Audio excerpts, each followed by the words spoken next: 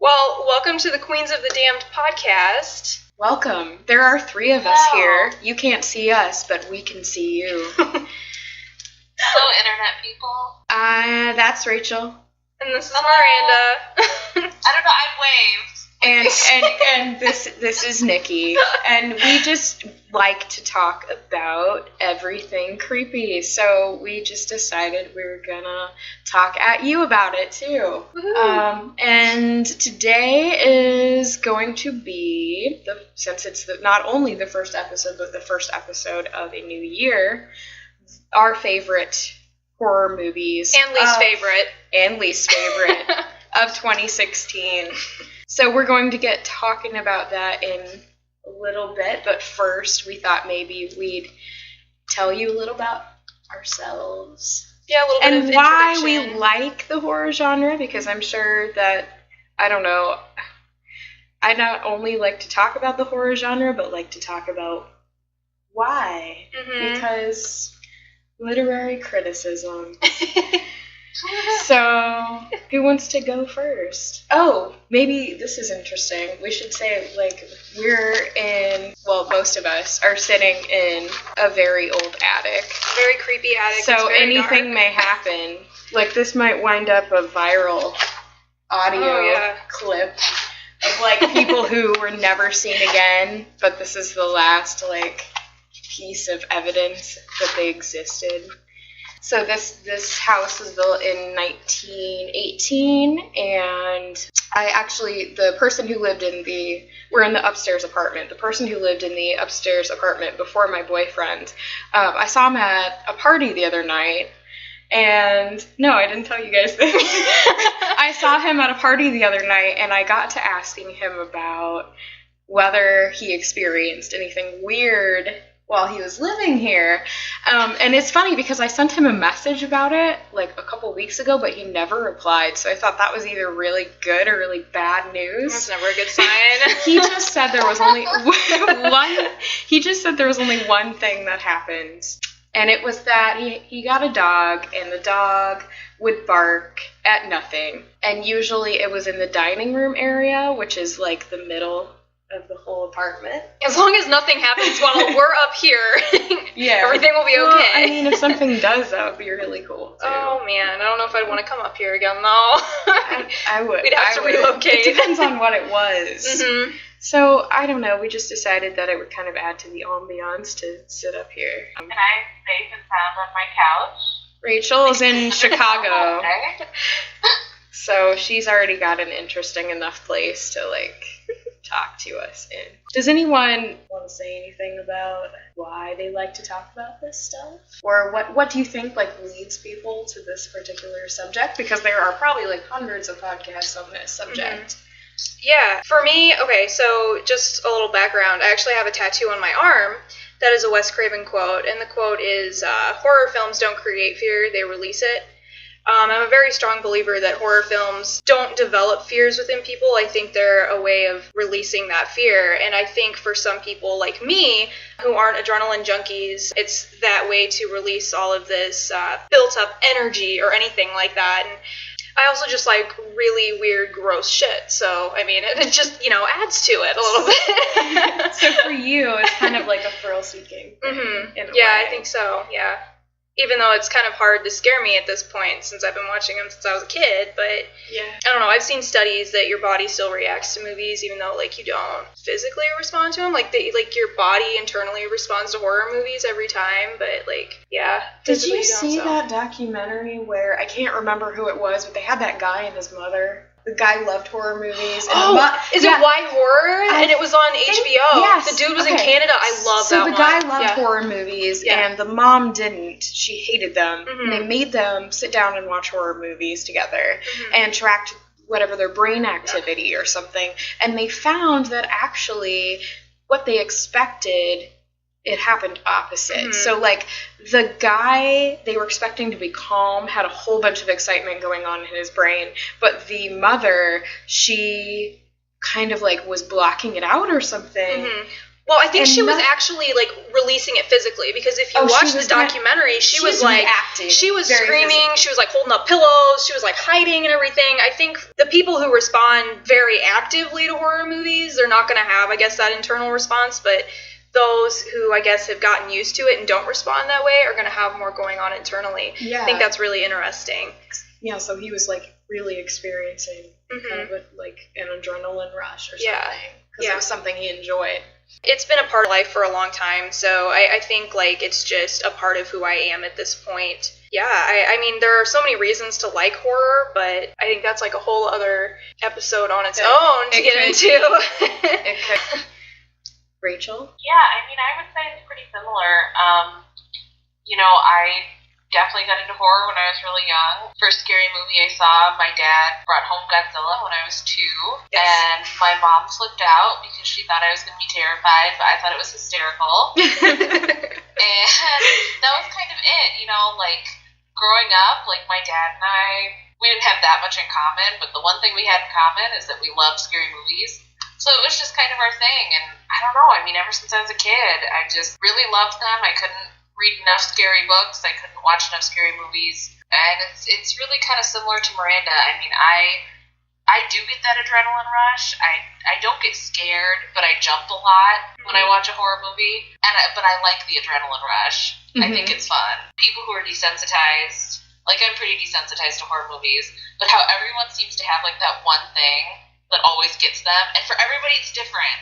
And for me, it's only a couple, really, demonic possession movies. That's what it is for me, too. Oh, my God. It's too much for me. Yep. The Exorcist, frankly, and I'm so embarrassed, but Paranormal Activity, like, I died. Like, I couldn't handle those movies, and I've watched other possession movies, and I've been fine. There was just something about those two that just scared me so much that I could never watch them again. It used to for me. I think that used to be the thing that got me, but then I started, well, as one of my point, I wrote down 3 reasons that I really like horror movies, and one is that most everything in a horror movie stands for something else. So when I see a possession movie like that, I think that it's all of our fears of losing control of ourselves, whether that's from mental illness or, you know, someone else taking control of us, you know, and anyone else who has control over you. So that was, for me, I go, okay, and I just feel more comforted now when I see that, because I'm like, it's obviously running through the society's consciousness or subconscious that this is an issue. And so I feel comforted that it's being expressed and in such a, like, extreme in-your-face way. But that's kind of, like, my literary, like, English major way of looking at stuff. Well, and I was thinking about that, too, because I kind of look into that stuff, and, I'm a major control freak, so, you know, it makes sense that would scare me as much as it does, but it's really interesting. Yeah, and, like, as a consequence, it gives me a really safe feeling to watch horror movies. Like, when things are going badly, that's the one thing I can always guarantee that will get my mind off of whatever is bothering me. But it just gives me this, like, really weird, it's okay, I'm okay, like, this is happening, it's external to me, and I'm, like, safe here in my blanket. And let's take Maranda to a haunted house because she's totally going to handle it. No, I, like, hide and almost cry. Really? Yeah, I'm like the weakest person in a haunted house. I said I have cried in a haunted house. I'm in the same boat. I can't handle them, and I don't know if it's just because I have this fear of someone actually reaching out and grabbing me, whereas in a movie or in a book, I know it's pretend. I know it's pretend, but, like, is it? It feels so real, and it's like you spend all this time watching these horror movies, and you can get through them because you know that you're not going through it, but then once you're actually placed in that situation, it's just a completely different story, and I lose it. I can't take it. I love haunted houses. I love going to them, but I'm like the weakest person I go through them for the adrenaline rush, because I almost, like, when I'm watching horror movies, I let it in, and when I go into haunted houses, I shut it off. Okay. So if I can get scared, that's exhilarating to me. My boyfriend won't go into them because he loves horror movies, but he hates being startled. Oh, okay. So He must not be a big fan of jump scares then. No, he's not really much. So, but I never hear him complain about a movie he knows a movie has too many jump scares, so he won't watch it. It's like I think it's about bringing it into reality where it's not safe anymore. It's not like that thing is there and you are here. It's you are in that thing. So that could be part of it. I don't know. Do we want to maybe talk about our favorite, I guess, franchises, horror movies, anything like that?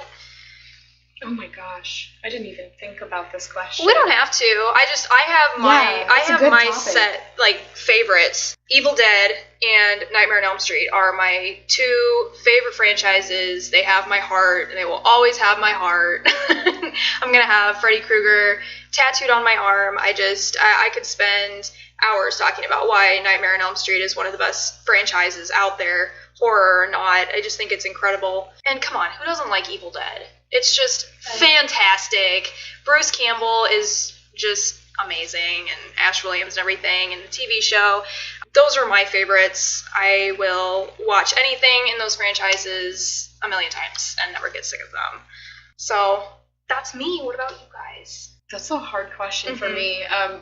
As far as when you said franchises or big series, for me, I think people might judge me for this, but I think Scream is one of my favorite ones because of its commentary on the horror movie, and that's why I watch horror movies. Is for that, commentary on social situations, but then it does this commentary on horror movies. It's so meta.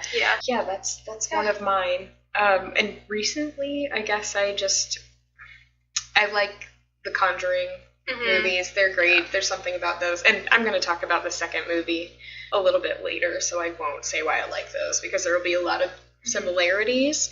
And I also like those weird feminist horror movies that are kind of off the beaten path, like Ginger Snaps and stuff like that, just where you don't really hear about those movies, but when you come across them you go, oh my god, where were you in my life?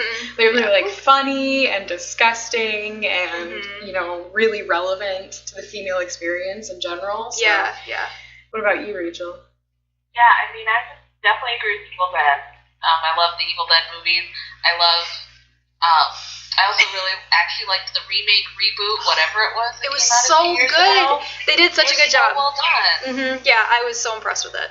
Yeah, I mean, they really did their own thing, but still kept it real, true to the series, I felt like. Yeah. And then another one, it's not really a franchise. It's more of a loosely connected trilogy just because of the themes, but it would be the Apartment trilogy. 3 Roman Polanski movies.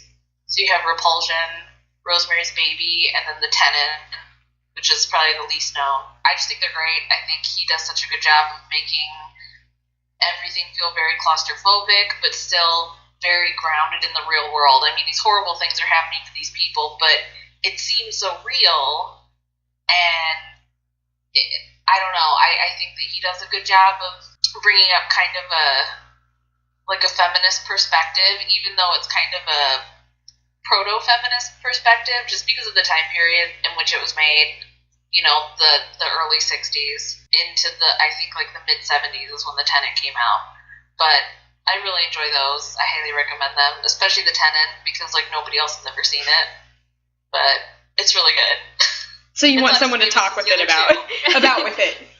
Huh? You want someone to talk about it with you. Yeah. Wow, that was difficult to get out of my mouth. The other two.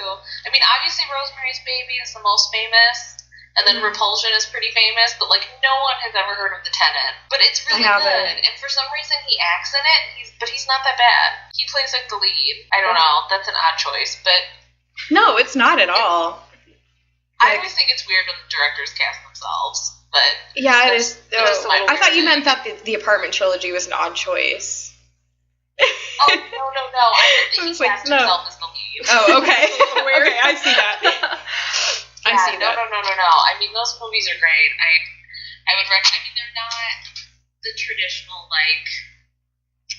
you're gonna scream and cry type of horror movies. Obviously, they're more psychological, more subtle. But that's usually what I go for. Speaking of that, I told you I didn't really like Repulsion, and I kind of sent it to you because I knew you'd really want to own it. So, and then I realized, I think, I was sick when I watched that, but when I watched it, it made me sicker. Like, I mean, physically sick. Like, I just watched it, and it kind of bothered me so much I had to turn it off on this, like, really low-key level. I was like, I was just uncomfortable because everyone in her life is making her so uncomfortable and repulsive. Yeah.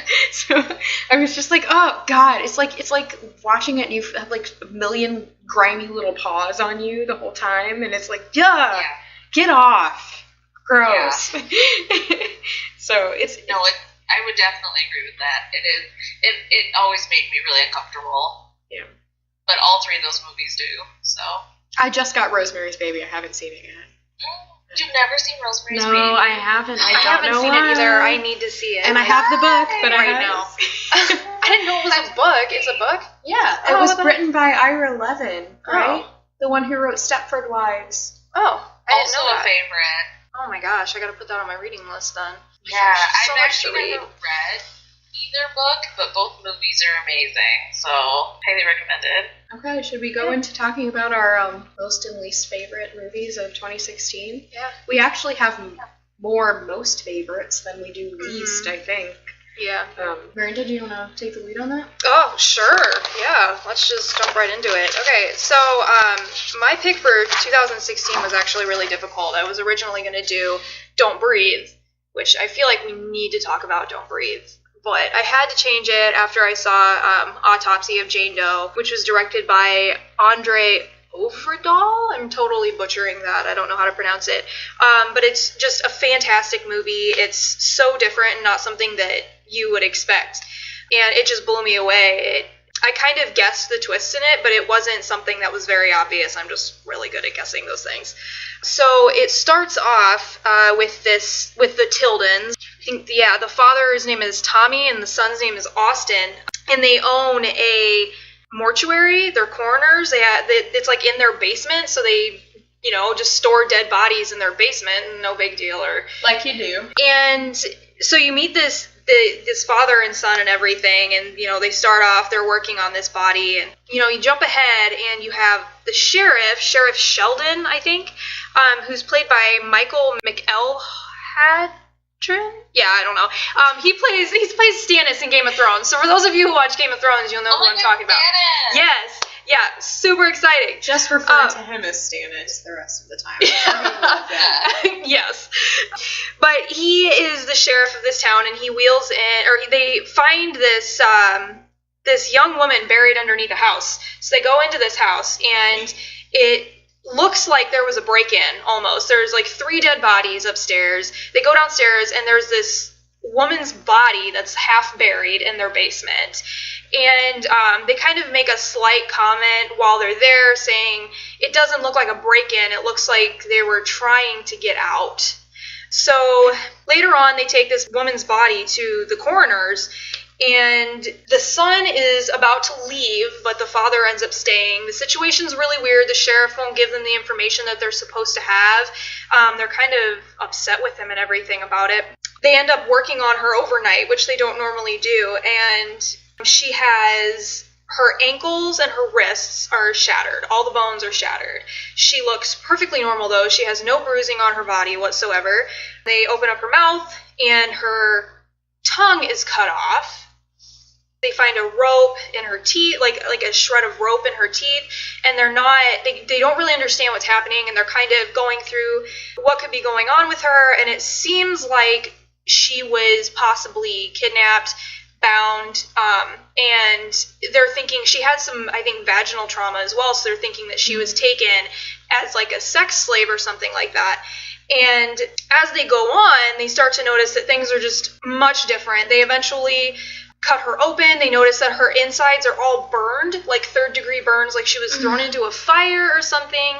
And she has a flower in her intestines. It's like wrapped in burlap, and it's starting to look like it's starting, and she has. So she was just burned on the inside, not on the outside. Yeah. Oh, God. Well, and she was. They find peat under her fingernails as well. So she was buried in peat, which is something I can't remember where this takes place, but like where it takes place, peat isn't on the surface. It's like buried really far beneath.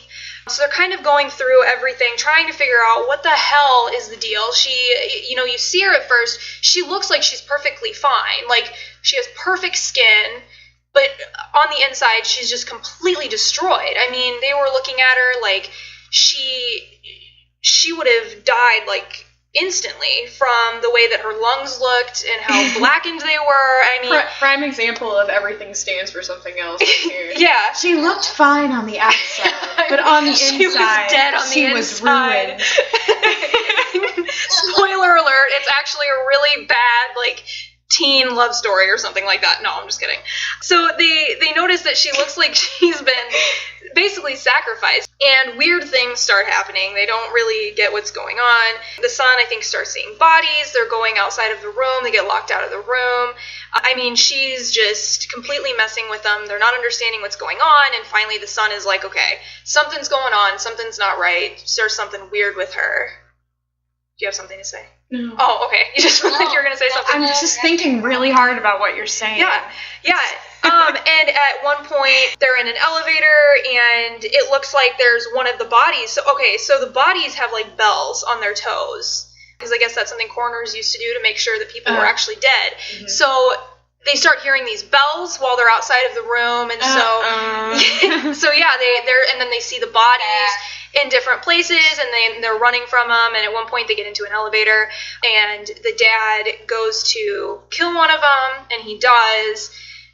Well, guess what? It wasn't one of the bodies. It was his son's girlfriend. Oh, whoops. Yeah, so it's like a psychological thing, too. She's messing with him psychologically. She ends up hurting the father.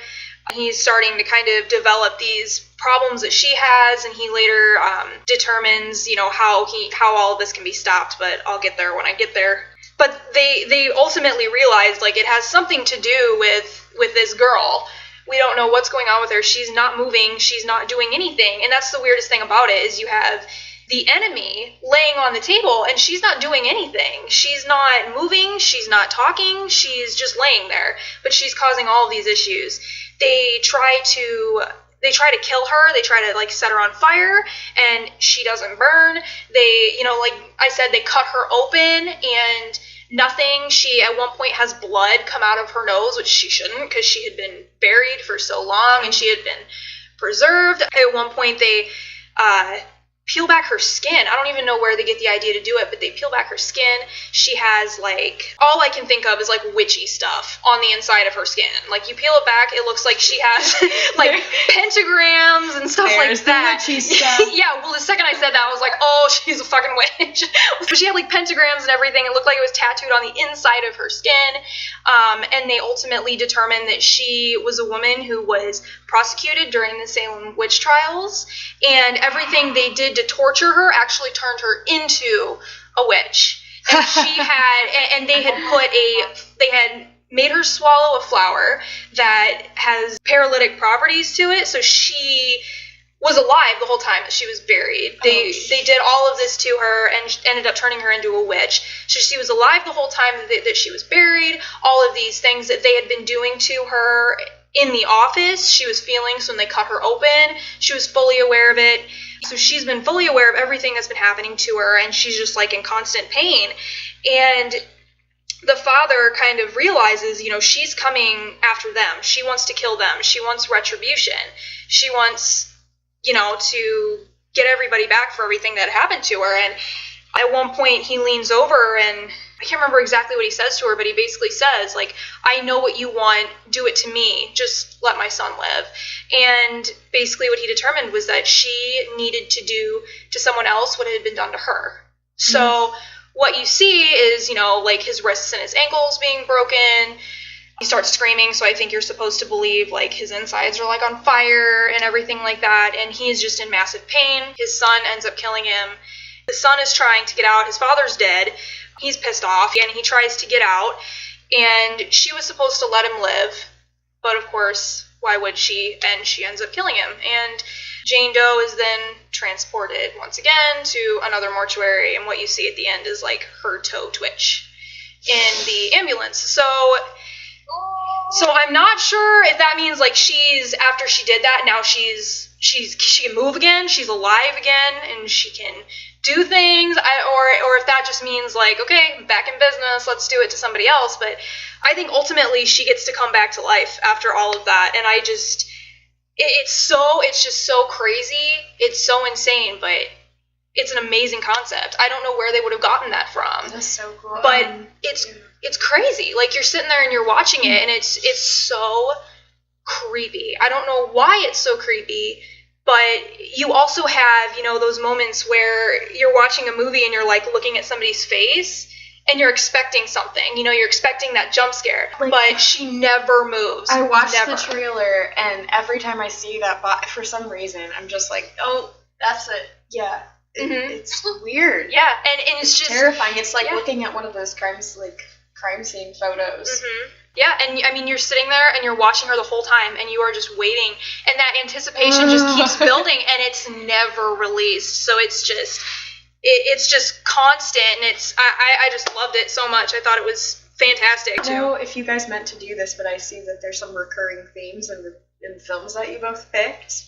Where she picked the witch. Oh yeah, it's like totally mine. I don't want to give too much away about it because I don't know what Rachel's going to say about it. But what ironically things happen that make the other side seem attractive. You know, when they're not. It's supposed to be the opposite thing that's happening. Yeah. Well, and you also see in both of them kind of that female retribution, that fuck you, you know, I'm gonna get you back for everything that you've done to me.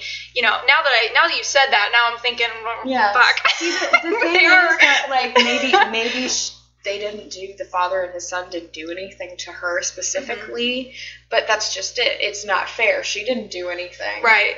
And she was innocently, you know. Right. Yeah, and she got turned into it. I mean, she didn't ask for any of it. She didn't do anything. She probably had a mild knowledge of healing herbs and midwifery. Yep.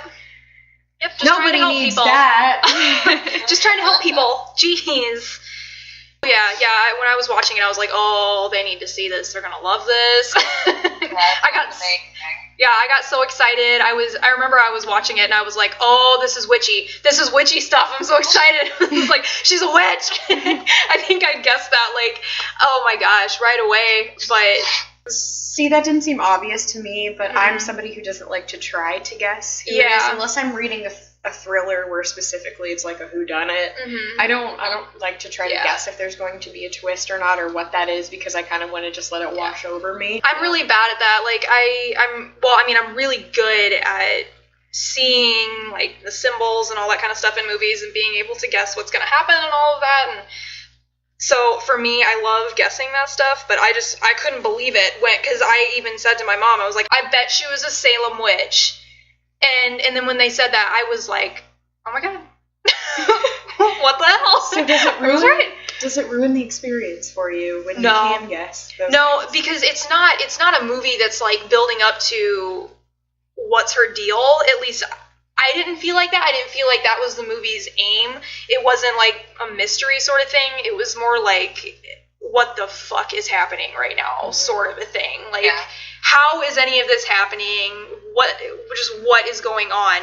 And I think when you find out everything about her being a witch, I don't think it really changes that much. I think it just makes it kind of sad, you know, that she had. I felt for her. Like, in the end, I was kind of like, yeah, you go, girl. I know that sounds shitty, but I mean, if I were her, I'd feel the same way. I'd be like, yeah, fuck all of you. Like, it's kind of like that retribution thing with The Grudge, where when I first saw The Grudge, of course, because I'd never seen anything like it, since Japanese culture looks at their ghosts a little bit differently, I was terrified. And then when I saw it again, I thought, wow, this is terribly heartbreaking. Like, this woman's just stuck in this hate and this loss and this betrayal that she's experienced, and it's, you know, you just feel sorry for her. I love movies like that, though, because it makes you really think about the situation. You know, you think, usually in horror movies, you go, there's the bad guy, there's the good guy, there's this, you know, there's a whole bunch of archetypes in it, you know.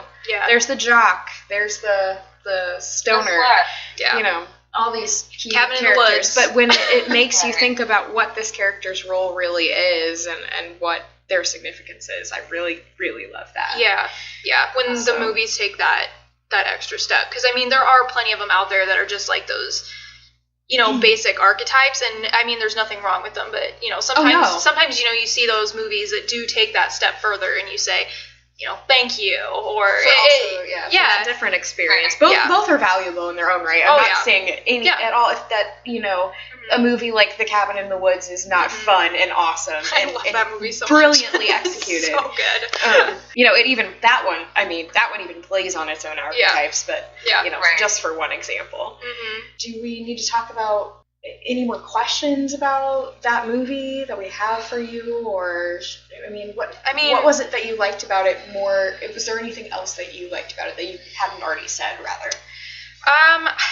I don't know how to explain it. It's just one of those movies. It's a fun movie to watch. I remember like sitting there and just being nervous and uncomfortable because there were those moments where you knew that there was a dead body on the other side of the door or something like that, and you just it was really creepy, and you could tell that there was just no way that they were going to get out of this situation. You didn't know what was coming.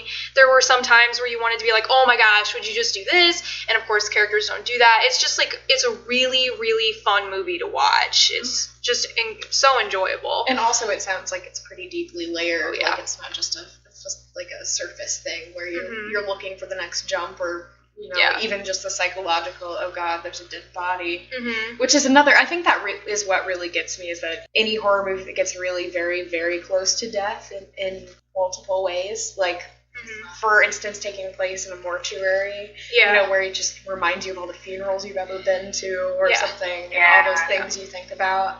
That I think gets me, but it's kind of a non-specific thing, like a movie has to do several different things to give me that feeling. Yeah. So, but when I saw the trailer for the Autopsy of Jane Doe, I slept with the lights on, and I don't think I've ever slept with the lights on because of a movie trailer. So I'm really excited to see it. Yeah.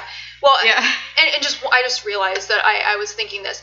I remember also after I watched it, I was sitting there, I was like, I think these guys, these writers, just sat down and they were like, okay, so if you're sitting in a mortuary, what are the scariest things you can think of that would happen? Because, like, you watch that movie and you're like, these are all the things that everybody would be thinking of if they were sitting in a mortuary, because it's creepy. You know that you have dead bodies around you, and they play on the bells on the toes, they play on the doors opening on their own and sliding out, or the doors just being open randomly. I mean, they play on everything. The doors getting locked, and you're locked in there with dead bodies. Nope. I mean, they play on every fear that you could have of being locked in a room with a bunch of dead bodies. And, they sat there and they had to have thought about that. Like, what could scare people the most? Like, what's our theme? Yeah. Like, I always, like, when I watch movies, I wonder what the writers were thinking. Like, how is this idea conceived? And that's a good explanation for that one, so far as like what I've heard from it. Let me ask this. I'm sorry, my cat before me. My computer. Has this director made anything else? I don't know. Because it definitely sounds like it was something clever. I mean, not just layered, but something unique, something new. And I like finding. He's Norwegian. Yeah, he's from. It looks like. Yeah, it looks like he's only done 3 movies. So it's. I thought it was a. Oh my god. A Norwegian film. Rachel. He did Troll Hunter. He did Troll Hunter. Oh my god, Troll Hunter. Wait a minute. This has been recommended to me. Troll Hunter is one of my favorite movies. People keep telling me to watch that movie. Never seen Troll Hunter? No. You guys. I haven't seen it either. Spoil it, but it's a documentary about. So it's a hunting trolls. Oh, it's a found footage. It's hilarious. Oh my gosh. It's found footage. It's hysterical. It says it's a dark fantasy film. Maybe. It's what I would call a dark comedy. Yeah. That sounds awesome. Very funny. It's very well done. I wonder if it's on Netflix. It is. I think it's still on Netflix. Okay. When I saw that at first, I was thinking of the new Guillermo del Toro cartoon that's on Netflix called Troll Hunters, and I was like, what? So confused. No. All right, well, I think that's all I have to say about Autopsy of Jane Doe. I think it would be good to transition to Rachel. Yeah. Because of the recurring themes in both the movies that you picked. Yeah, I'm excited about this. I loved Witch. Okay, so I picked The Witch, obviously. This was directed by Robert Eggers. This was his first movie, which is kind of unfair that you should be able to make such a great movie like your first time out the gate. But now he has to top that. Oh, yeah. Exactly. So. But I feel like he will. So I guess that he, for like years and years and years, was pitching these kind of weird movies, and nobody would give him any money, and nobody would let him do what he wanted. And so he kind of went with this because he felt like it was a little bit more conventional, even though I don't think it's a conventional horror movie in the slightest. I would say technically it's horror, but it's so realistic. I don't even know how to describe it. I think that when they were marketing it, they really made a mistake. They marketed it as kind of this terrifying, scary movie with this scary goat and all this stuff, and it's not that at all. I mean, it's really just about this family.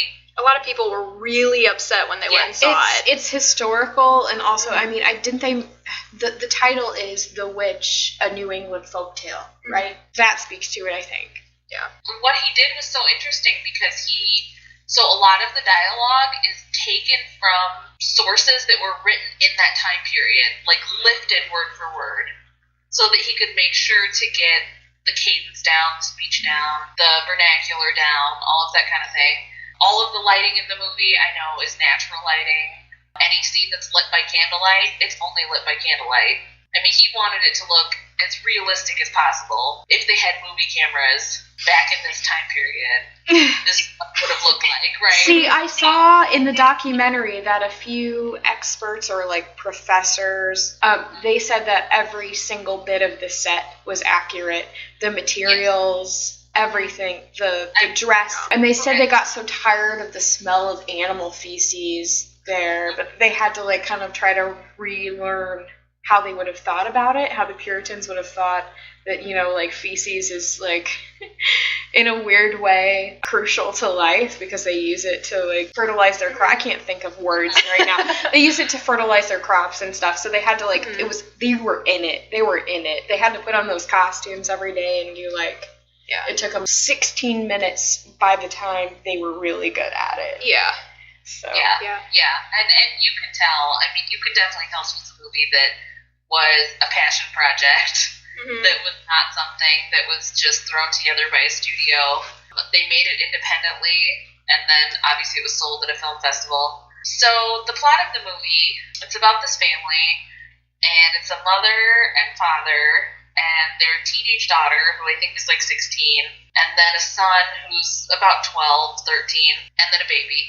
And they are brought up on charges at their church for having a different interpretation, I believe, of the New Testament than the church elders, and they choose to leave their town and go to this farm kind of in exile on the edge of the woods. And I don't want to go through the whole plot. I don't want to spoil it. I think it's more fun if you kind of don't know what's happening.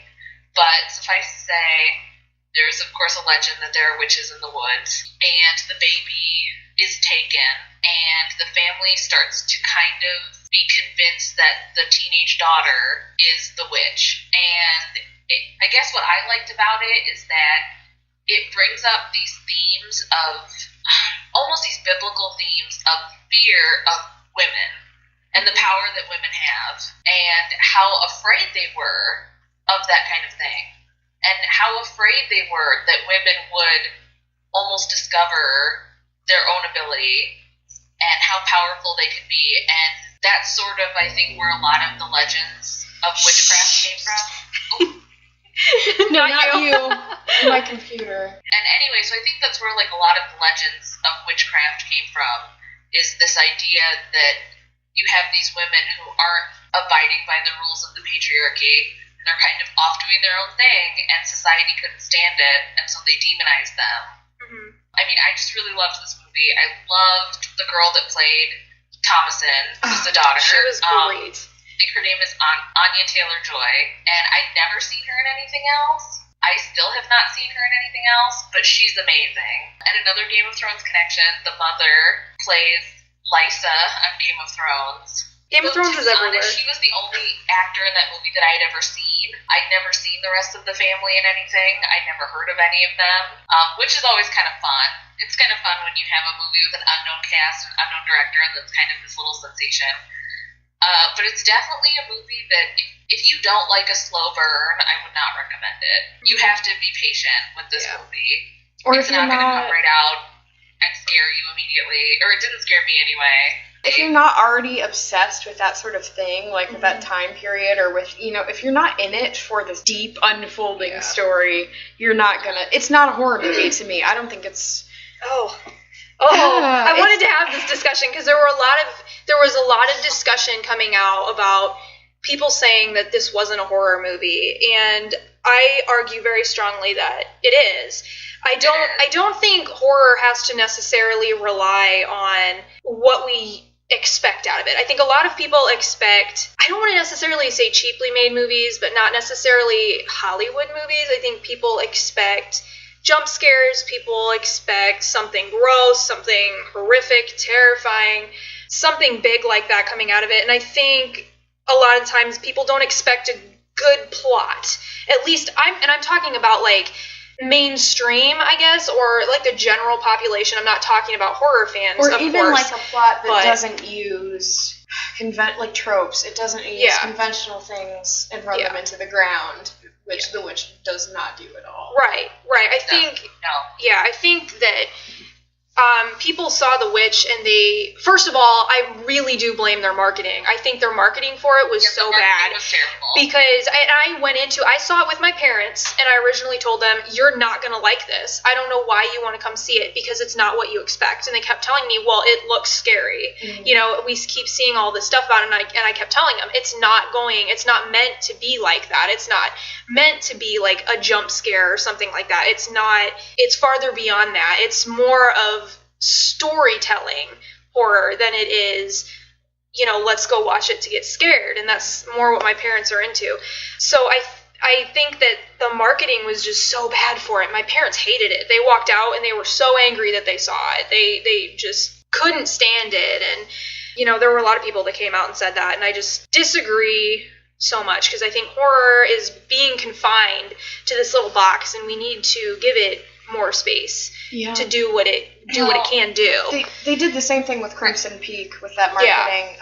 It's a gothic tale. It's a love story. Is the gothic the same as horror? There could be I could say a whole thing on that. But they marketed it, and because that's, I think, their only idea of what the public can digest is that we have to kind of categorize everything so specifically, and that it didn't really fit into a box. So with both of these movies, so they just were like, let's go for this. Let's make it look like this. Yeah. Let's draw in the ticket sales. Mm-hmm.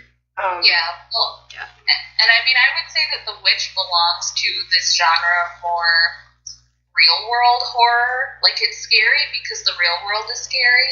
Mm-hmm. And that was a scary time. That could be a very scary time period, especially if you were a woman, to be alive. Yeah. And that's why it's scary. It's not scary because there's witches in it. It's scary because that was a scary time period. Yeah. I think people very easily got carried away. I mean, this family is super isolated, and they are obviously religious zealots, and their interpretation of the Bible is cruel. I mean, they don't believe in a merciful God. They believe that God is punishing you. And, that gets into the Puritans' belief of when you're born, it's already been decided whether you're going to go to heaven or hell. Oh, predestination. Yes, predestination. That's the word I was looking for. Thank you. And, I thought of one word today. You can do about it. All you can do is toil until you die and hope that you were predestined to make it into heaven. I mean, and so I think a lot of the time, they're not happy people. So I wonder why they live so piously if they believe they're already predestined. Why don't they just party all the time? Yeah, no kidding. No, because you had to present the image to everyone that you knew you had been chosen. That was why you lived piously, because you didn't want your neighbors to think that you weren't chosen. Even though you had no idea if you were chosen. But that's what it was. Yeah. Yeah, that's what my college history class was telling me, but I could be wrong. That's so but interesting. I'm pretty sure that was the reason. Mm-hmm. You don't know if you're invited to this party, and nobody knows. But you have to get ready anyway. But you have to get ready anyway. Yeah, I mean, I think it's scary also to me in a it's kind of a contrasting thing for me, because it's scary for me in the way that it was so real. It was a real thing that happened, but the way they presented it, it's scary because it's scary in the way that a folktale or a fairy tale is scary, because it's all these images that we have ingrained in our heads that mean something to us. Even if you don't know what the meaning or the symbology of it is, they show the rabbit. There's a rabbit constantly. The goat is symbolism of, of course, a demon or a Satan. And there's the bloody eggs. They open one of the chicken's eggs and it's filled with blood. Yeah. It's this very real stuff, and interspersed with all this very old symbology. Mm-hmm. And that really just sticks in your brain, I think, no matter who you are. Yeah. And that's kind of part of what I loved about that movie. Mm-hmm. Oh, all I was going to say is that for me, the scariest scene was when a character, I don't want to say who, because I really, really don't want to spoil it. I really think it's better if you kind of don't know the plot going in. But one character has some kind of fever or something after being out in the woods, and they're praying over this character, and this character starts to have these violent religious delusions almost, and starts screaming Bible verses, and they're all praying, and that to me was way scarier than anything with like a monster or a demon or anything like that. It was just these people that had driven themselves insane out of their fear of hell or someone different or an outsider from society or anything like that. I mean, that scene just blew my mind. Yeah. That scene was amazing. Yeah. And this is something I'm going to talk about with the movie that I chose, but the child actors are friggin' amazing. Mm-hmm. Every single one of them, all unknowns, make it so believable. You never for once go, I'm distracted because I know you're acting. Yeah. Never for once. They keep right up with the adults. And there's some very challenging things that they're asked to do.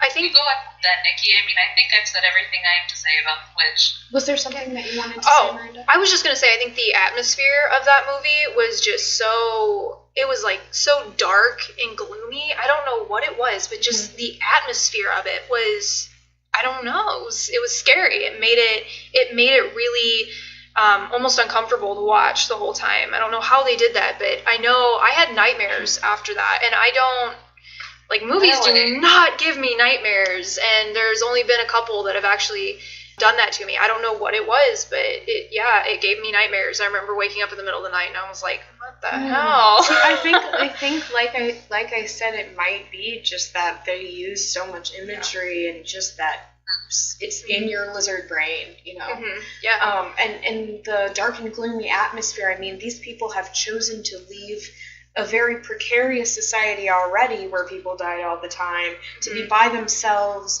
and throughout the movie that they're not flourishing.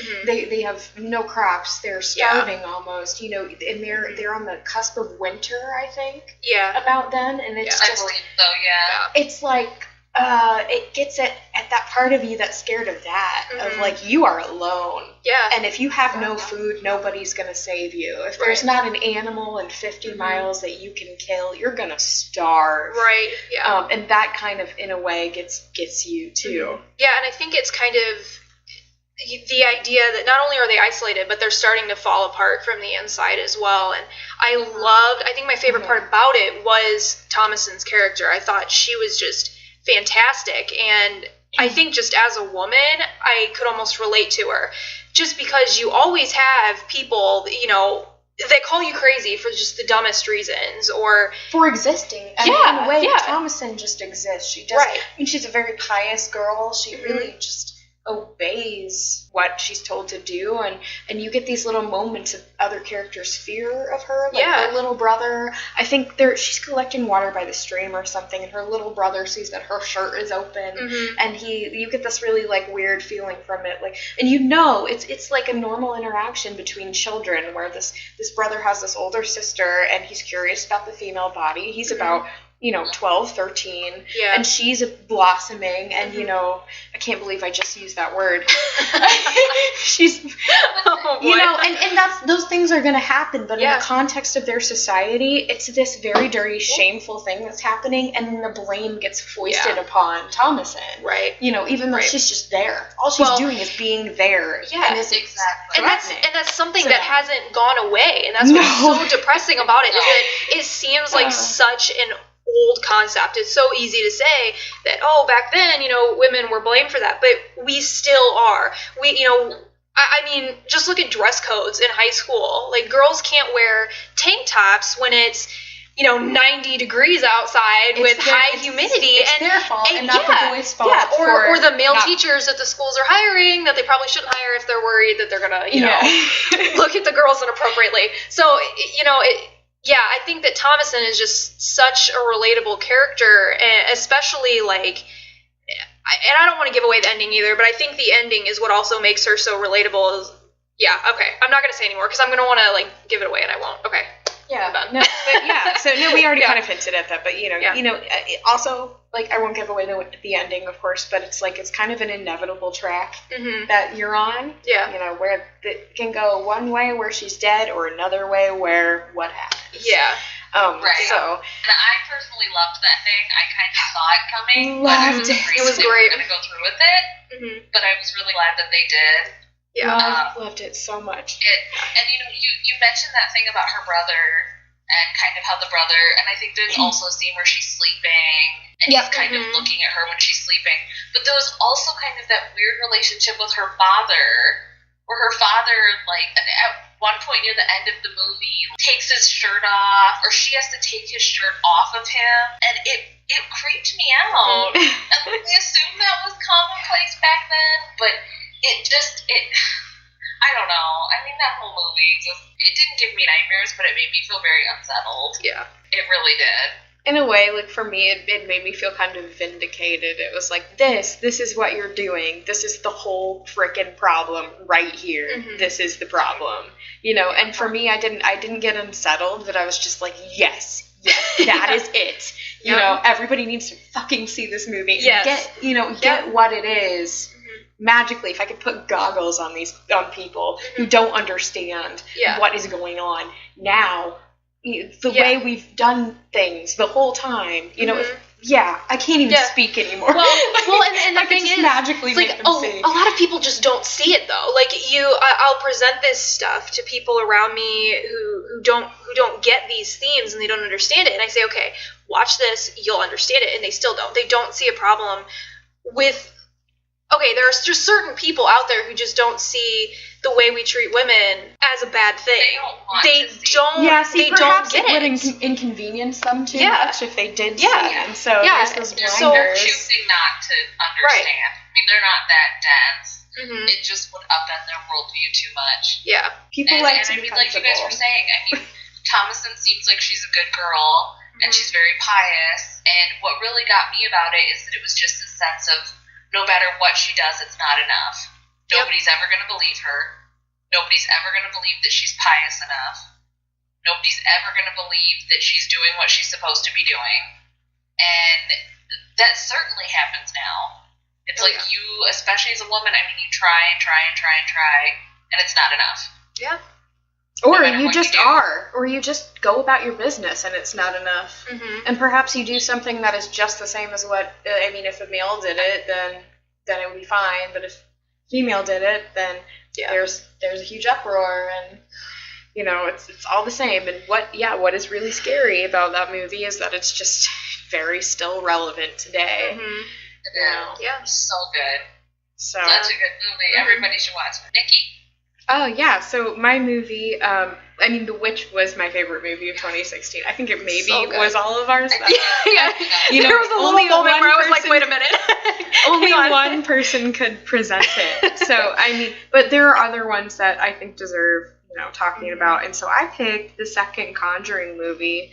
First, applause to it because it's a sequel, and I think it's probably still as good as the first one. Mm-hmm. It's the story of the Enfield poltergeist, which is based on a quote-unquote true, which we'll get into, case that Ed and Lorraine Warren covered in the 60s, 70s? Yeah, 70s. Probably maybe. 70s, yeah. I think the 70s. And it kind of loosely follows what happened to this family in Enfield, which is, I think, a bit close to London, but I don't know. I'll probably be corrected on that. Yep, it looks like, wait, it says England. Well, yeah. Oh, sorry. Oh my gosh. I was like, hang on a second. Brimsdown, Enfield, England. I don't know. Enfield is I think it's like a smaller town in England. Anyway, where in the real story, these girls, started to experience things being thrown across the room. This girl, in particular, Janet, was targeted by this spirit, and he would speak through her mouth. And I'm sure there's videos of it. I haven't really looked it up. But like I said, this is a case of Ed and Lorraine Warrens, who are like famous paranormal investigators. I think everybody knows who they are now because of these movies. One thing I liked about this, though, was that they kind of delved into whether or not Ed and Lorraine Warren are credible. And I know they concluded that they were. But still, I like that they even brought it up, that this was a big plot, point of the movie. At one point in the beginning, they're in this interview with a guy who does not believe that what they do is real, and he says Ed Warren has never seen a house he didn't think was haunted, which I kind of love because I'm on the side that they're frauds. I mean, she may have a little bit of The Shining, but I don't think that, we'll get into that.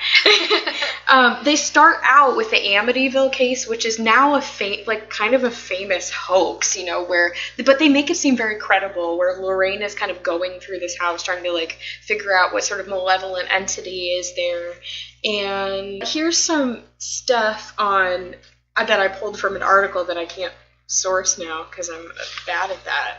But he said, this article writer said that the lawyer William Weber reportedly states that Jay Anson, who's the guy who wrote the novel Amityville, and the occupants invented the horror story over many bottles of wine. So the novelist actually kind of confessed this happened. I mean, no skin off his back. He'll still sell books. And then also another case of Ed and Lorraine Warrens was the Haunting in Connecticut case, which we now all know because of the movie. But this family, the Snedekers family that were involved, they said that they couldn't keep their story straight to this novelist, Ray Garton. So Ed Warren told him, they're crazy. You've got some of the story, just use what works and make the rest up. Just make it up and make it scary. So those are a couple things that have been said about Ed and Lorraine Warren that just kind of you're not sure if they're the real deal. But in the Enfield poltergeist case, quote unquote, most of the investigators took away that the girls were playing pranks. There's these pictures of Janet levitating. That looks like she's just jumping out of the bed. Looks like she's jumping off the bed. If you put the three snapshots together, it's up a little more, coming down. So the girls may have done it to get attention.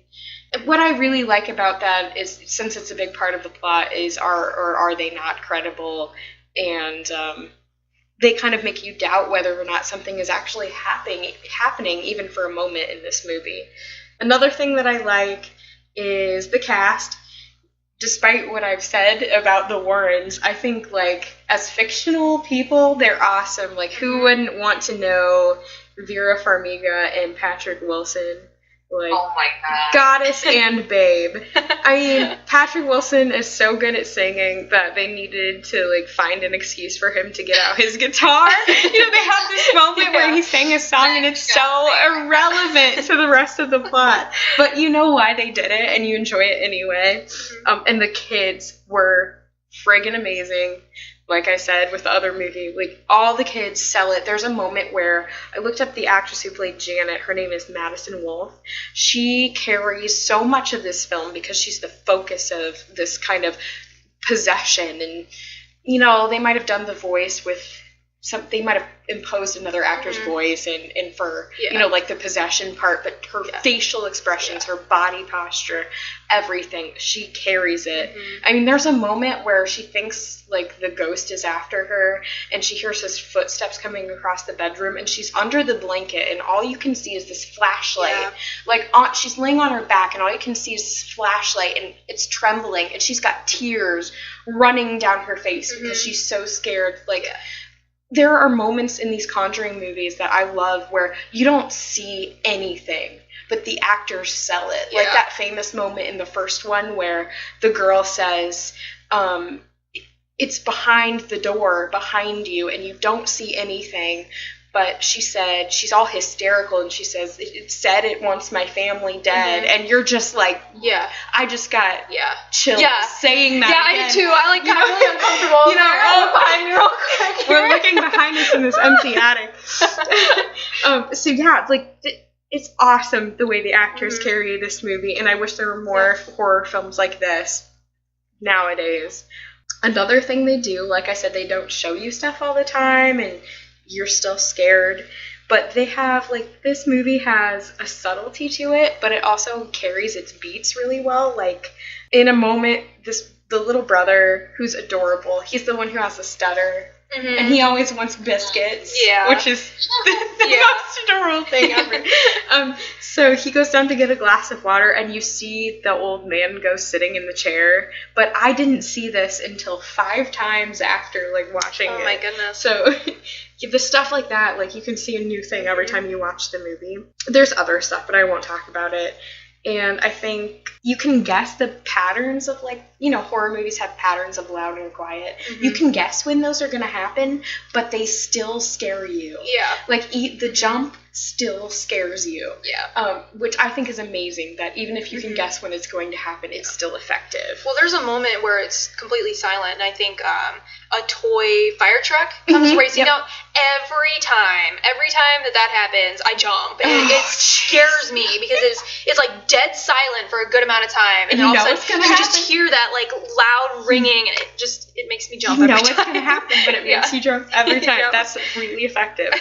Another thing I like is that they take real stuff that happened or real folklore and they make it its own thing. So the Crooked Man was a great thing in this movie. Like, I looked it up, and I guess it's an old English children's song, and there's really, the Crooked Man's not a euphemism for the devil or anything. But, like, the Crooked Man on the Crooked Dare? There was a crooked man, and he walked a crooked mile. He found a crooked sixpence upon a crooked stile. There's more, but when I'm not going to give it away, but they use this in a very scary way when it comes back, and it's just, you'll never forget the rhyme they make up to go with it. It will haunt you every night of your life for the rest of your life. The only thing I did not enjoy about that was the CGI that they used. I felt like throughout the movie, they got away without any CGI, and I love that. I love movies that use more practical effects than special effects, and so when they did that, I felt like for me, it just didn't seem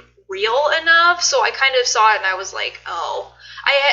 For me, like, I kind of wish that we just didn't even see the Crooked Man. Like, maybe if we just heard him talk, because his voice was fucking creepy as hell. Yeah, they could have had, like, I'm not going to say what happens in the scene, but they could have had the little boy come running out going, the Crooked Man, and then what happens after, the actors could have sold it. Instead of, that. I was okay with what happened, but because I was so distracted by the end of it. By what happened. At the end of it. sequence. Mm-hmm. Yeah, but I totally get what you're saying about that. And the last thing that I liked about it, which is weird for like a horror movie podcast, but I love the family stuff they always do with the movies. Like, I don't need to care about the characters in a horror movie. Like, I can watch something like Jennifer's Body and think it's like hilarious. No one matters, but still love it, you know. But what makes this series kind of special to me is the treatment of the family and the individuals. I don't... Oh, no. My recording kind of stopped. Okay, it froze for a second. Okay. The treatment of the family and the individuals as a whole, like, maybe it's not who Ed and Lorraine Warren were in reality, but there's some, like, really touching moments that I think as fictional characters it totally sells the whole thing. Yeah.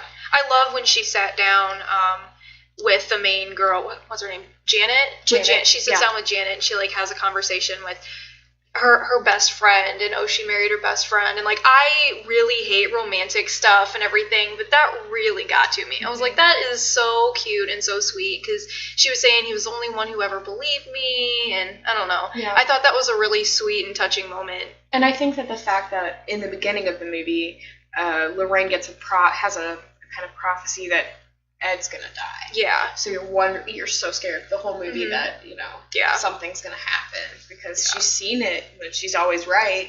So you know what's going to happen. And I think that makes their relationship more special. Yeah. And also I think they dick around with you because of that. They make things happen that seem like, well, that's the last time she's going to see him. And then he comes back again, you know? And I love how they play with that. They know what the viewer is going to expect, and they know how to play on that. Yeah. And I definitely heard the point that you made earlier, Nikki, that it almost feels like these are older horror movies that are being made now. It's not really the type of scary movie that you see a lot of anymore. And there's just something about it that's very, like, 70s satanic cult type horror that I really love, and I think that's why I was so crazy about the first one and then really loved the second one too. I was really afraid when I heard they were making a sequel. Like, the first one was so great, it was so perfect, and now they're gonna ruin it. But it was just as good, I think.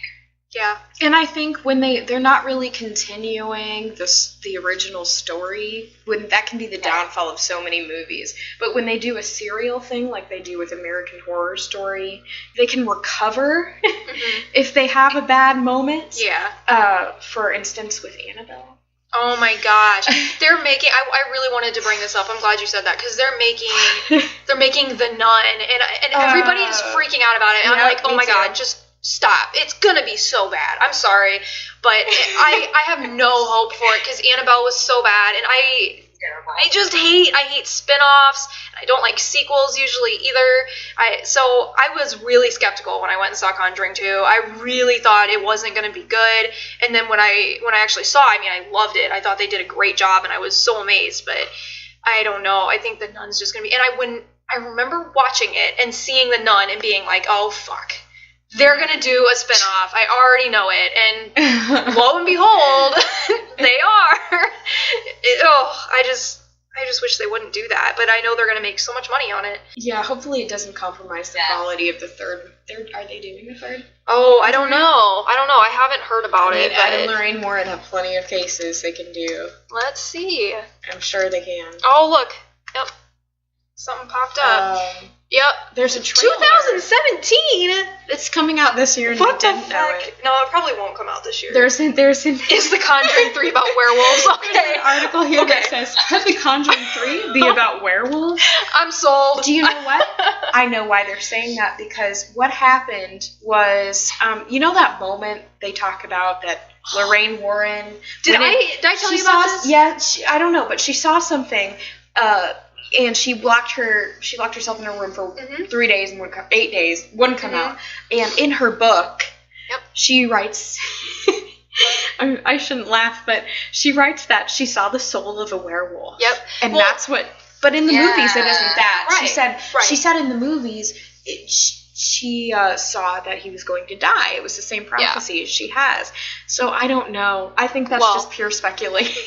Well, so after I saw The Conjuring, I did a ton of research, and I mean, I went like really deep into Google, and I found that. And I remember actually when I was working with Catherine one day, we were talking about The Conjuring, and I said, well, she saw a werewolf, and Catherine literally just laughed in my face. She was like, what are you talking about? She didn't see a werewolf. She saw the soul Right. She saw the soul of a werewolf. I told her that, and she just laughed in my face. And then they came and they did the movie, and it wasn't that, and I was like, oh my gosh, because I couldn't ever find that again. I could have sworn it was in one of her books, but I could never find it on the internet again. I think there's a whole book about it. Is there? Oh my gosh. If I can remember, I'll send you the link later. I want to read her books, but then after you said that they're apparently frauds. The only thing that would make me nervous about The Conjuring 3 is that I know that director is doing Aquaman. And it makes me afraid that someone else is going to direct it that's going to be shit. I don't want anyone else to direct it. I think... Is it James Wan? Yeah, it looks like they're talking about him in this article. Okay, that's good. And all I know about him is that he's doing Aquaman. That's going to be so good. I'm so excited. It has Khal Drogo from Game of Thrones in it. I'll see it. Pumped. If it's the shittiest movie ever made, I will go see it. Yeah, I don't give a shit. If it has Khal Drogo in it, I'm going to be there. Fucking Jason Momoa. I love him. You just spread him on a cracker. Oh my god. So, let's talk about our least favorite things. Oh my gosh. That happened. Oh my god.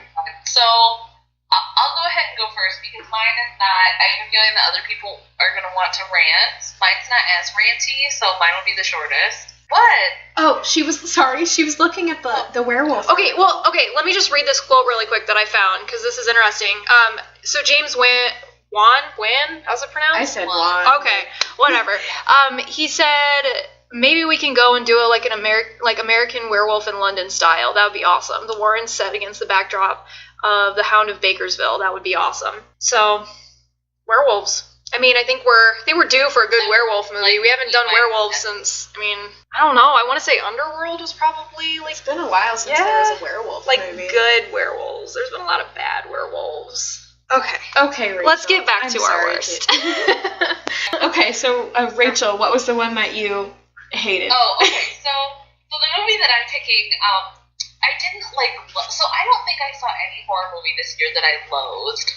There were some that I wasn't crazy about, but I wasn't like raging out about anything. So I guess the most disappointing one that I saw was called Holidays. It's an anthology movie. Each short is a different holiday. Like 2 of them were good. There was maybe like 8 or 9 in the movie. Oh my God. 2 were okay. The one for Mother's Day, which was about this woman who gets pregnant every time she has sex. Oh God! Oh. Now you want to talk about a horror movie? That's a horror movie. And then the one for Father's Day actually was also really good. And it was this woman gets this like cassette tape from her father who she hasn't seen since she was a kid, and it's him like saying what happened and come meet him at this place, and bad things happen. The rest though were really stupid. One of them was directed by Kevin Smith, who I know a lot of people love Kevin Smith. The only Kevin Smith thing I've ever enjoyed is he has a podcast called Talk Salad and Scrambled Egg, where he recaps episodes. And I love Frasier, so that is the only thing he's ever done that I enjoy. In any case, one of them is done by Kevin Smith. That's one for Halloween. Not great. So many of them just felt pointless. They were not creative. They were not well executed. They were not well written. They certainly weren't well acted. The special effects were terrible. The plot lines were there just to be gross or weird for absolutely no reason. It didn't make you think or make you laugh or make you cry or anything. It was just here's the thing that happened once. Anyway, in Kevin Smith's, I don't really care about spoiling it. So in Kevin Smith, it's these cam girls who are being abused by the guy that's running the cam service, and so they get him back by electrocuting him. They put electrical probes up his butt and they force him to castrate himself or skin his own penis or something, and then they electrocute him it's nothing. And it just, I understood the point was supposed to be the lady getting back from the gross man or whatever. But it was stupid. Of course, it starred his daughter, which, like, clearly he loves his daughter, but, like, she's not talented. Oh. God love her. I think she's beautiful, but no. I mean, the whole thing. And some of the other ones were just, I don't know. That's the one that stuck with me the most, probably because it was gross for no reason. But it just wasn't what I wanted it to be. Like, it's a neat idea, I think. Like, you have horror stories that take place on different holidays, but they just weren't well done. I was more disappointed in it. It didn't make me angry. Doesn't make me want to throw something. I watched the whole thing. I didn't turn it off. It was just disappointing, and as soon as I finished it, I, like, forgot half the plot lines, as evidenced by the fact that right now I can't remember half of them. Even though I literally just read about it before we started to make sure that I could remember, and I've already forgotten. I mean, it was probably one of the most unmemorable movies I've ever seen. So that was the worst that I saw this year. I not recommended. 2 stars. Oh, you even give it 2? Wait, out of how many stars? 4 or 5? 2 out of 5. Out of 5. Just so because those worse. 2 were really good, and then actually there was another one that was Christmas, and it starred Seth Green, and he kind of made it work just because I find him to be very charming, and through, like, his charm and his talent, he, like, forced it to be okay, but it was not really well done. He just kind of gave the material something that wasn't there, just by trying really hard. Yeah, I feel like I've seen that on Netflix, but I mean, I've never watched it, but I feel like I've seen it a couple times. You know, I think I was, like, home alone, and I was bored, and I was like, I've watched every other horror movie on Netflix, let's go with this one. And I couldn't recommend it. That's all, though. I mean, like I said, it didn't make me angry, it just was boring and disappointing, which to me is almost worse.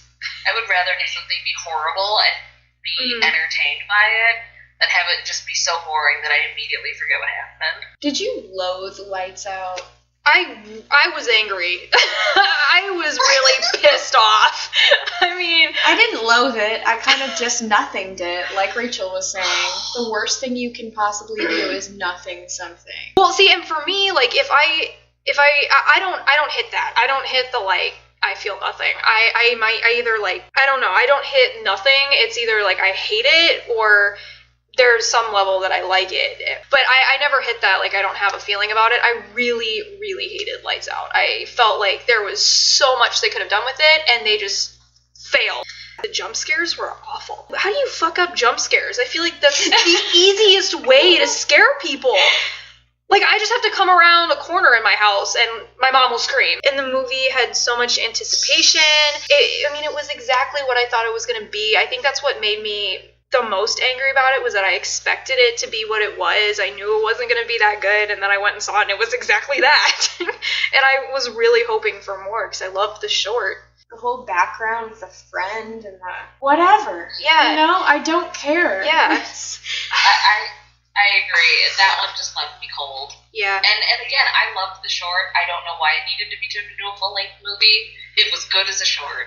I think so, didn't too. care about the backstory. It was just like a fun thing that made me jump on the internet. Yep. Yeah. I remember when they first announced that they were making a movie out of it, I was like, oh, of course they are. Because it's a phenomenon on the internet, and they know they can make money out of it. And typically when they do stuff like that, it's not good. It just, I don't have high hopes for stuff like that when they take something that's so popular on the internet or in mainstream. They're like, yeah, let's turn this into a horror movie. It usually is pretty awful. And the whole plot line with this woman didn't make any fucking sense. I mean, why was she alive in the basement and had, like, human qualities, like you could hurt her, but when you were not in the basement, she was a ghost, and you couldn't, like, touch her or anything? She wasn't, like, a physical being? It didn't make any sense to me. And her trauma didn't happen in that basement, so that also makes no sense. Yeah, Yeah, it's just you can make something fantastical like that, whatever, and believe it. It has to follow its own rules. Right. And I think that there are just too many questions you're left with, but not really that intrigued to want to solve them. Mm-hmm. So, it's just fine as a short film. Like, if you want to scare somebody really quickly, let them watch the 8-minute short. Yeah. And then just leave it at that. Yeah. I also remember thinking that the boyfriend was going to die. They set it up, making it look like he was going to die. I don't even remember the boyfriend. I watched it. Oh, he was... I don't remember him. I remember, I watched it with somebody else, and, we were just fucking laughing at the two of them and their relationship. It was just... Their whole relationship was just weird, because they were... Basically, it was a friends with benefits sort of thing for her, but for him, he wanted to be with her. And there's a way to do that, but the way they did it was fucking stupid. It made her look like she was just trash. Like, she was an awful woman, and she was using him and all of that kind of stuff. And, yeah, I don't like that. I don't like that. I don't even remember it in the slightest. Oh, I remember it because you don't see it a lot in movies. Because we don't get this side of women that women can enjoy a friends with benefits situation. For some reason in our culture, that's not a thing, but it is a thing, especially where we are. That's a thing for a lot of the women around here. So they had the chance to make that interesting, and they instead made it stereotypical and a total double standard. Right. Where, now she's a witch because, whoops, this is confusing. Yeah. Because she, likes to be with more than one man. Well, and she wasn't, I don't even think she was with more than one man. She just didn't want to be in a committed relationship with this guy yet. Oh. And for her, it was just like a sexual relationship and everything. And then you find out that it's been going on for a really long time, and it's like, I don't know, I feel like they built it up to make her look like a piece of shit, And I really don't like when they do that, when they set up characters to just make you not like them, and then... It's none of their business. Yeah, and they set up the boyfriend the whole time to look like he's gonna die, and he doesn't. I was kind of pissed that he didn't. I was like, why were you set up the whole time to die in this movie? See, I've been waiting this whole time for the situation to be resolved, and now you're not having it happen. Yeah. You could solve your shitty characterization by killing the boyfriend. And then they end up moving in together. And then, all of this shit went down, and look, she has feelings for him out of nowhere. And he didn't I don't remember him doing anything in the movie. What I remember, she did everything. The thing that made me really mad about that movie, which usually doesn't bother me, but for some reason in this one it really did, was the suicide. If I kill myself, it's going to solve everybody's problem. I don't like that. I don't think that. And not that I'm like, movies have to send a positive message all the time. But to me, that's like a shitty message. Oh, yeah. That's really bad. I mean, people who are suicidal already think that. And it just, I kind of saw the director defending it. And it was like, his excuse kind of made sense. But also, I was just like, no. To me, that's not. Yeah. That's just a line that you don't cross. You don't show suicide as being a really great thing. Mm-hmm. As being an actual solution. Exactly. Shouldn't be. I don't remember that. But I don't know. I just tried watching, I don't know if you guys are familiar with the Phantasm movies, but they came out with Phantasm 5, Ravager. I tried watching that. We sat down and we tried to watch it. I think we got 15 minutes into it, and I was bitching about it so much, I was like, okay, we gotta watch something else. So I can't give, a solid review. I can't say it was the worst, because there are people that I highly respect in the horror community who loved the movie, but what I saw of it, it was just bad. The acting, the dialogue, I couldn't do it. It just felt very, very cheap. And I love Phantasm, so it was painful to sit and watch it. Hopefully I'll watch the whole thing and I can actually give a solid review, but I just couldn't sit through it. I don't know. Maybe we should have started with what we hated, because now we're ending on a, downer. Well, we could talk about Don't Breathe. We've been going for an hour and a half. I know, but I really wish we had a chance to talk about it. We should do an episode where we talk about horror movies that feature characters with disabilities. Mm-hmm.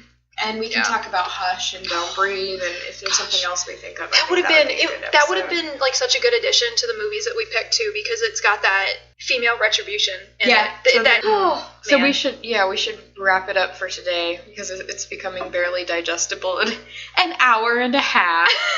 Well, and he'll also cut stuff out of there and everything. Oh, I will. Okay, well, yeah. Next episode, we're going to talk about Manson. Charles Manson. The Manson murders, and also probably literature, any true crime books or anything you find on the internet. I know there was a book called The Girls that is very popular right now by Emma Klein. I haven't read it yet. Have you guys read Girls? I just finished it. You did? Okay, so Rachel can talk about that. So, I've pretty much, I've watched a lot of documentaries. That's where I'm at. I watch documentaries mostly. I really want to read Helter Skelter. That's been on my reading list for a long time. Okay. Well, I'll have to catch up on my Manson before we do next week. But that'll be what we talk about next week. It's gonna be fun. Hopefully he doesn't die before then. I don't care if he dies. It'd be a little awkward. He can die, and then we can do a Manson episode like every other podcast that seemed like this. We'll do the week he dies. Yeah.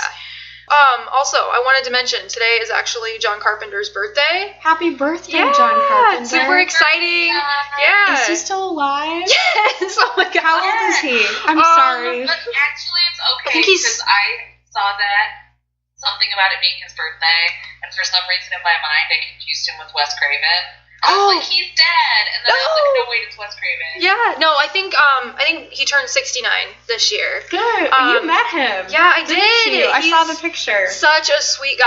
I was so nervous though. I have this thing when I meet people like that, Same. I can't speak. I met Robert Englund in his Freddy Krueger makeup, and I bawled my eyes out. People took videos of me because I was crying so hard. We saw a guy.